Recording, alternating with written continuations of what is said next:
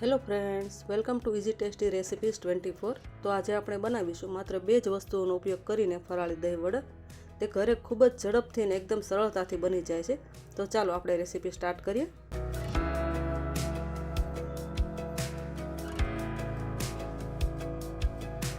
એક બાઉલ મોરૈયો છે અને સામે આપણે 2 બટાકા લીધા છે મીડિયમ સાઇઝના। બટાકા અને મોરૈયાને 2 થી 3 પાણીથી વોશ કરીને આપણે કુકરમાં 3 વિસલ કરી લેવાની છે। એક બાઉલ મોરૈયો છે તો સામે આપણે 2 બાઉલ પાણી યુઝ કરવાનું છે। અને હવે દહીં વડા સાથે સર્વ કરવા માટે ગ્રીન ચટણી બનાવી લઈએ। થોડા લીલા ધાણા, 2 લીલી મરચી, સ્વાદ અનુસાર નમક, 1 ચમચી જેટલી આપણે ખાંડ લેવાની છે, થોડા સિંગદાણા અને 2 ચમચી લીંબુનો રસ એડ કરવાનો છે। અને આ બધી જ વસ્તુઓને આપણે મિક્સીમાં પીસી લેવાની છે।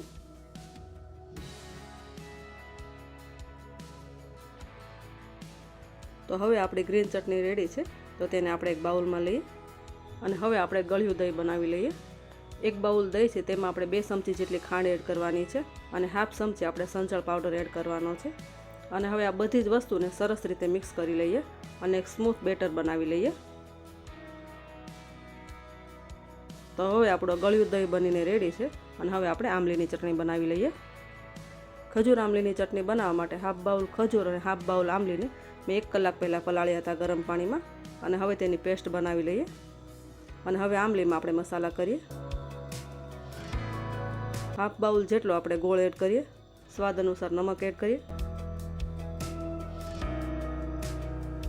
1 ચમચી આપણે લાલ મરચું પાવડર એડ કરીએ અને 1 ચમચી ધાણા જીરું પાવડર એડ કરીએ અને આ બધા જ મસાલાને સરસ રીતે મિક્સ કરી દઈએ અને ચટણીને થોડી વાર ઉકળવા દઈએ।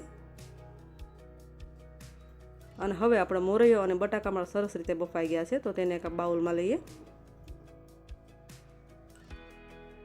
આ દહીં વડા એકદમ સરસ બને છે અને ટેસ્ટી પણ બને છે, તો તમે ઘરે એક વખત જરૂરથી ટ્રાય કરજો।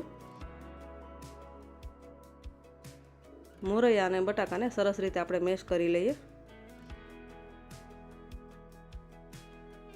તો હવે આપણે મસાલા કરીએ। સ્વાદ અનુસાર નમક એડ કરીએ, 1 ચમચી આપણે આદુ, મરચાં અને લસણની પેસ્ટ એડ કરીએ, અડધી ચમચી જેટલી ખાંડ એડ કરીએ અને 1 ચમચી ધાણા જીરું પાવડર એડ કરીએ અને થોડા લીલા ધાણા અને હાફ લીંબુનો રસ એડ કરીએ અને હવે આ બધા જ મસાલાને મોરૈયા અને બટાકા સાથે સરસ રીતે આપણે મિક્સ કરી દઈએ। આમાંથી જો કોઈ પણ વસ્તુ તમે ફરાળમાં ન ખાતા હો તે વસ્તુ તમે સ્કીપ કરી શકો છો। અને હવે મોરૈયા અને બટાકાના મસાલામાંથી આપણે મીડિયમ સાઇઝના વડા બનાવી લઈએ। એકદમ હળવા હાથે થોડું થોડું પ્રેસ કરતા જઈને આવી રીતે આપણે વડા બનાવી લેવાના છે। તમે જોઈ શકો છો કે વડા સરસ રીતે બની જાય છે। તો આવી જ રીતે આપણે બધા વડા બનાવી આપણા બધા વડા બનીને તૈયાર છે અને તેને આપણે હવે ફ્રાય કરીએ। ગેસની ફ્લેમ આપણે મીડિયમ રાખવાની છે।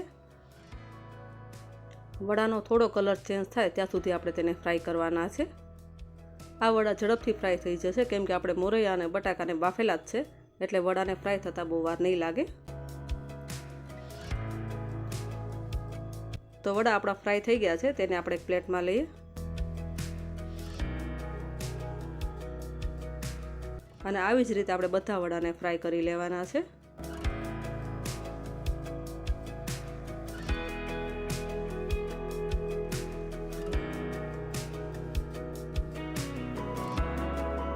તો હવે આપણા બધા જ વડા ફ્રાય થઈ ગયા છે। તો દહીં વડા માટેની આપણે પ્લેટ રેડી કરીએ। એક પ્લેટમાં આપણે બધા વડા લઈશું અને હવે બધા જ વડા પર આપણે ગળ્યું દહીં એડ કરીએ। આ વડામાં આપણે બટાકા અને મોરૈયાને બાફેલા હોવાથી આ વડા એકદમ સોફ્ટ બને છે, એટલે તેને આપણે પાણીમાં પલાળવાની જરૂર રહેતી નથી। અને આવી રીતે આપણે બધા જ વડા પર ગળ્યું દહીં એડ કરવાનું છે।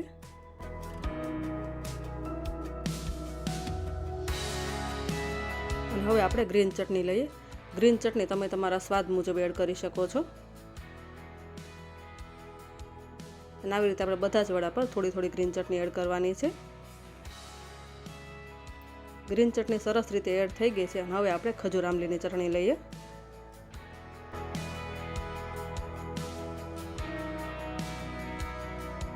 ખજૂર આમલીની ચટણી પણ તમે તમારા સ્વાદ મુજબ એડ કરી શકો છો। થોડા દાડમના દાણા અને લીલા ધાણા એડ કરીએ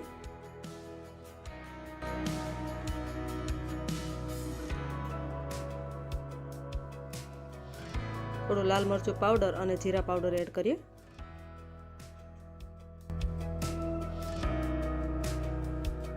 તો હવે આપણા ફરાળી દહીંવડા રેડી છે.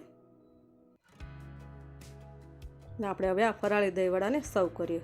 તો ફ્રેન્ડ્સ, આ રેસીપીનો વિડીયો તમને કેવો લાગ્યો તે કમેન્ટ કરીને જરૂરથી જણાવજો. અને હા ફ્રેન્ડ્સ, હજુ સુધી તમે ચેનલને સબસ્ક્રાઈબ ન કરી તો ચેનલને સબસ્ક્રાઈબ કરો, જેથી કરીને આવા નવી રેસીપીના વિડીયો તમને સૌથી પહેલાં મળતા રહેશે. Thank you so much for watching hour video.